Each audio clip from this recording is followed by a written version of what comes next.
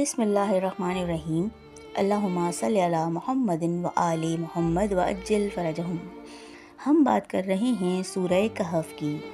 سورہ کہف پارہ نمبر 15 اور 16 میں ہیں۔ رکوع اس میں 12، کل آیات 110، کلمات اس میں 1577، حروف اس میں 6360 ہیں۔ آیت نمبر 40 اور 41 کا ترجمہ یہ ہے کہ تو بعید نہیں کہ میرا رب مجھے تیری جنت سے بہتر عطا فرما دے اور تیری جنت پر آسمان سے کوئی آفت بھیج دے جس سے وہ صاف میدان بن کر رہ جائے، یا اس کا پانی نیچے اتر جائے کہ پھر تو اسے طلب بھی نہ کر سکے۔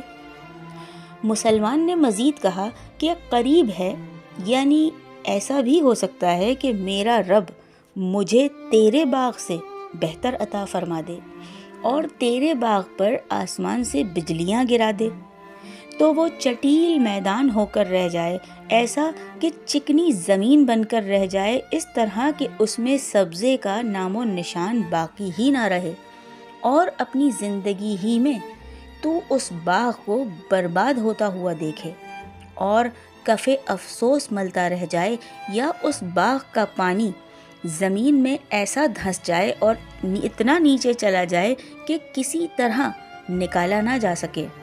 چنانچہ ایسا ہی ہوا کہ عذاب آ گیا۔ جی سامعین گرامی، یہ تھا سورہ کہف کی آیت نمبر 40 اور 41 کا ترجمہ۔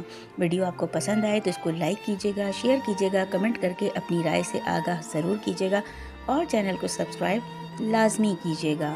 بہت جلد آپ سے پھر ملاقات ہوگی سورہ کہف کی مزید دوسری آیات کے ترجمے کے ساتھ۔ جب تک کے لیے اللہ نگہبان۔